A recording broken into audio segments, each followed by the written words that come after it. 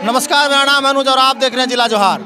और मेरे पीछे ये जो धुआं आप देख रहे हैं ये उपनयन से के होम से जाप से उठ रहा है। यहाँ पर 37 ऐसे बरुआ हैं जिनका कि जनेऊ यहाँ पर कराया जा रहा है और ये निःशुल्क उपनयन संस्कार जो है गोड्डा की विद्यापति भवन में कराया जा रहा है। विद्यापति परिवार के द्वारा, तमाम सदस्यों के द्वारा पहले से इसकी तैयारी करी जा रही थी और आज इसे लगभग जो है कि पूरा कर लिया गया है। यहाँ पर 37 बरुए जो हैं वो इस पूरे पंडाल में आपको नज़र आ जाएंगे और यहाँ के जो कमेटी के सदस्य हैं उनसे हम लोग बातचीत कराएंगे। उससे पहले आपको हम दिखा दें कि पंडित जी जो है यहाँ पर होम जाप करवा रहे हैं और जो कार्यक्रम है वो यहाँ पर पूरा कर लिया जा रहा है। 37 ऐसे बरुए हैं जो यहाँ पर पहुँचे हुए हैं और लगातार जो है कि मंत्र उच्चारण किया जा रहा है। तमाम महिलाएं जो हैं वो यहाँ पर पहुँची हुई हैं और महिलाओं के साथ साथ छोटे बच्चे बूढ़े भी आपको यहाँ पर दिख जाएंगे। चारों तरफ विद्यापति भवन जो है वह चारों तरफ लोगों से इस वक्त यहाँ पर भरा हुआ है और कमेटी के सदस्य जो है वो यहाँ पर बैठ करके पूरी तरीके से निगरानी कर रहे हैं। तो हम लोग इनसे बातचीत करते हैं कि इस बार का कार्यक्रम कैसा रहा और किस तरीके से जो कार्यक्रम है वो इस बार चल रहा है। हमारे साथ पवन सर हैं जो हम लोग इनसे जानकारी। सर, सबसे पहले कितने बरुआ जो है इसमें शामिल हुए हैं? जिला जोहार को सबसे पहले धन्यवाद, आप लोग न्यूज़ कवर कर रहे हैं हम लोगों के लिए।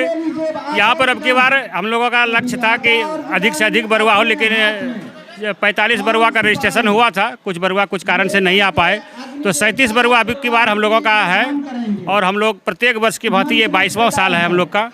हम लोग निःशुल्क ये उपनयन संस्कार कराते हैं ताकि जो फिजूल खर्ची है अपने समाज का उसको हम लोग रोक सकें और सबों को एक समान एक रूपता से सारा चीज़ यहाँ पर संस्था के तरफ से दिया जाता है और हम लोग इसको हर एक साल निर्वहन कर रहे हैं।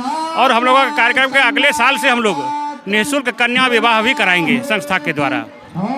साथ और भी गणमान्य लोग हैं, इनसे हम लोग बातचीत करना चाहेंगे। क्या नाम हुआ बाबा आपका? क्या नाम हुआ? नंद किशोर झा मेरा नाम है। इस तरह के कार्यक्रम जो गोड्डा जिला में कराया जा रहा है इसको लेकर के क्या कहिएगा? ये विगत 20 वर्षों से ये कार्यक्रम हो रहा है और अब की बार तो नया पंडाल निर्माण किया गया है विद्यापति समिति की ओर से, जिसमें अभी भी 37-38 बरुआ उपस्थित हैं और 11 पंडित के तरफ हो रहा है।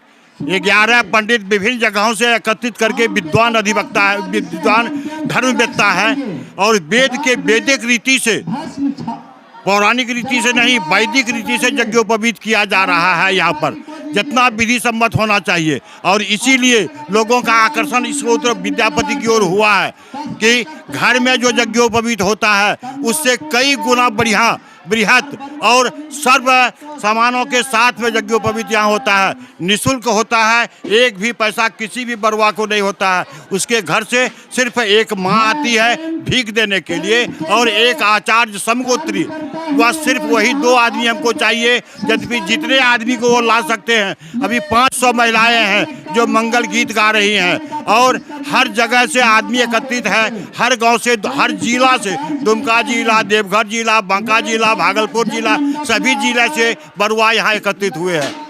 भगवान इसी ढंग से अगर चलावे बाबा रत्नेश्वर धाम की कृपा से हर साल जो संपन्न हो रहा है उसी ढंग से यहाँ भी संपन्न होगा।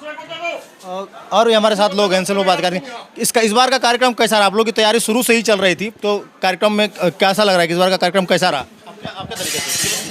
हमारे तरीके से तो कार्यक्रम बहुत सफल है। ऐसे एग्ज़ाम वगैरह लेके थोड़ा सा बरुआ कम निश्चित हो गया, जबकि हम लोग 51 का कम से कम लेके चले थे, 47 का रजिस्ट्रेशन हो चुका था, फिर भी 37 बरुआ है। और सबसे बड़ा चीज़ है कि एक बहुत बड़ा पंडाल हम लोग बनवाए थे, जिसका पहला कार्यक्रम यही उसी पंडाल में हो रहा है।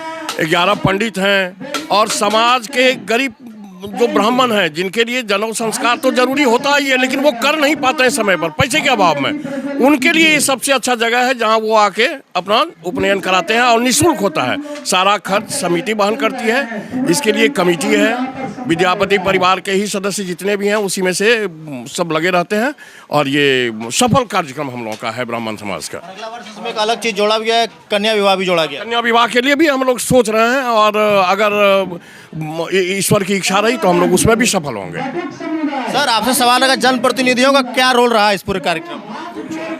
जनप्रतिनिधियों को हम लोग आमंत्रित करते हैं, उनका नैतिक समर्थन रहता है। दरअसल मैं आपको इस जो आयोजन के जो निहितार्थ हैं उस पर मैं कुछ प्रकाश डालना चाहता हूं कि हमारे शास्त्रों में ब्राह्मण को द्विज बोला गया है। द्विज मतलब जिनका 2 बार जन्म हो। एक बार तो जब माँ के गर्भ से पैदा होते हैं ब्राह्मण, वो पहला जन्म हुआ। दूसरा जन्म उनका तब माना जाता है जब उनका उपनयन संस्कार होता है, जो अभी यहाँ हो रहा है। और ये एक ऐसा संस्कार है जो अनिवार्य है सभी ब्राह्मण के लिए। ये जरूरी नहीं है कि वो पानी ग्रहण संस्कार करे, विवाह करे, कुंवारा भी रह सकते हैं, लेकिन ये एक ऐसा संस्कार है जो उनके जीवन के लिए अनिवार्य है, तभी उनको ब्राह्मण का दर्जा मिलेगा। आज के बाद ये लोग पूरी तरह से अपने को ब्राह्मण मान सकते हैं। आज इनके शरीर पर जनेऊ आ जाएगा। तो ये हमारे यहाँ क्या था कि इसमें दिखावा और आडंबर का समावेश हो गया था।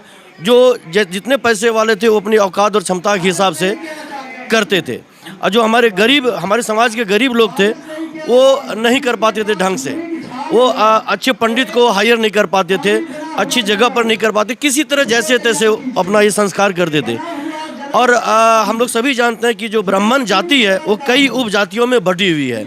तो उनमें एका का भाव पैदा करने के लिए यहाँ आप देख सकते हैं कि मैथिल भी हैं, कानकुज भी हैं, या जितने भी विभेद हैं ब्राह्मण जाति में, सभी के बरवा यहाँ पर एक साथ उपनयन संस्कार ग्रहण कर रहे हैं। और उस हिसाब से जो विभेद हैं उनमें थोड़ा सा जो ये पूजा और ये विधि विधान थोड़ा सा डिफर करता है। उस हिसाब से सभी ब्राह्मण के जितने भी विभेद हैं वहाँ से पंडितों को लिया गया, अलग अलग उपजाति से पंडित लिए गए हैं, 11 पंडित।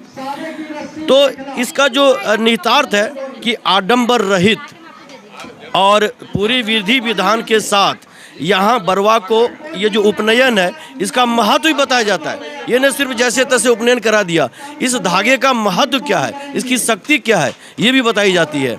और बरवा ही नहीं, बरवा के परिजन को यहाँ पर रहने खाने सारी जो सुविधा है वो निःशुल्क दी जाती है। यही सबसे बड़ी खासियत है। तो ये तमाम चीज़ें आपको हम जगह दिखा रहे थे, और खबर काफ़ी लंबी हो गई है, तो इसको यहीं पर रोकते हैं और आगे की जानकारी जो हम आपको देंगे। फिलहाल बने रहिए हमारे साथ और देखते रहिए जिला जोहार। धन्यवाद। अपने बच्चों को देनी हो सही दिशा तो आज ही एडमिशन करवाइए नवप्रभात मिशन में। बच्चे हैं देश का भविष्य, दीजिए एक नई दिशा नवप्रभात मिशन के साथ। पिछले 20 वर्षों से गोड्डा वासियों का विश्वास नवप्रभात मिशन कर रहा है बच्चों का सर्वांगीण विकास। गोड्डा का विश्वसनीय इंग्लिश मीडियम स्कूल, नामांकन जारी है, जल्द संपर्क कीजिए। Let's aim high for your child, together we will fly.